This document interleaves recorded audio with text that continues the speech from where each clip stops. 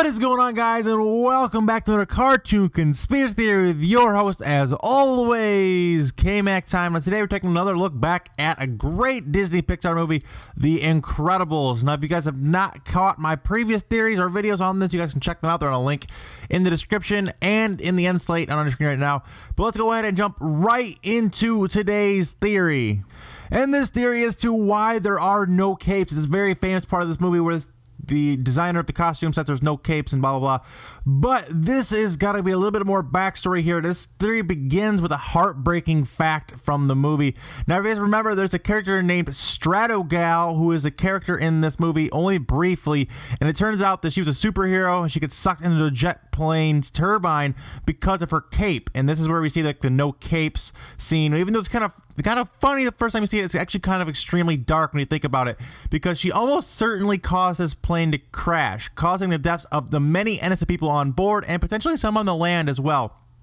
And considering the movie's timeline of events, it's reasonable to assume that Stratogal's death was turned into another politicized reason to force heroes out of public society. And with tensions at an all-time high between superheroes and the general public at the time of her death, imagine how everyone would feel attending the funeral of a teenager who actually died due to her powers she couldn't control.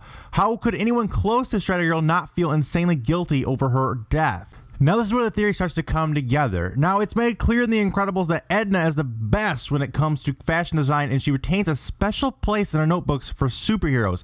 Now, assuming that she was responsible for creating the Stratogal's supersuit and the resulting malfunction that caused her death, imagine how tore up she must have been when she faced this harsh reality.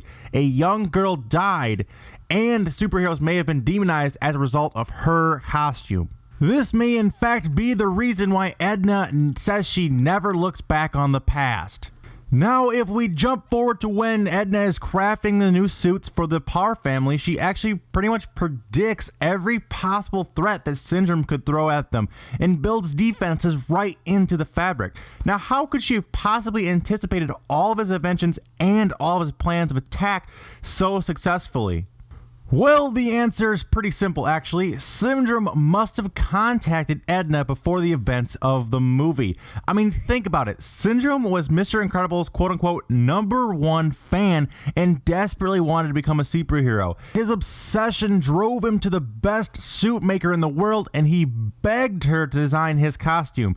But still consumed with grief and anger over Stratogal's death and the state of society that put this in, Edna recognized that this rising supervillain was a threat to the remaining superheroes, and she fully intended to keep her friends alive.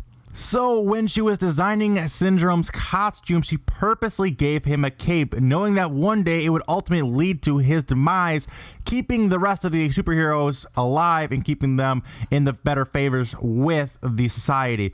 This is a very cool theory that she would somehow predict the future like this, and there's even a catchphrase that she uses throughout the movie, and it's quote, "Luck favors the prepared," and that's totally what this theory is about. It wasn't luck that Syndrome died from this, it was calculated. She prepared for it. She knew this was going to happen from the experience she had with the Strato girl getting sucked into a jet. She knew it would happen again, so she took off the capes of all the costumes of all the superheroes, but left them on the ones she designed for the supervillains, therefore helping out the Incredibles and the rest of the superheroes. And that is a mind-blowingly awesome theory. Thank you guys so much for watching. I really do appreciate it. You guys smash that like button. We get to 600 likes. We'll drop out the next 3 today early for you guys.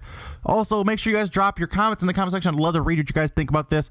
Also, today's code word is going to be Jack, like the character from the movie. And until next time, guys, remember that you guys can subscribe to get these in your sub box weekly. Until next time, guys, take it easy and peace out.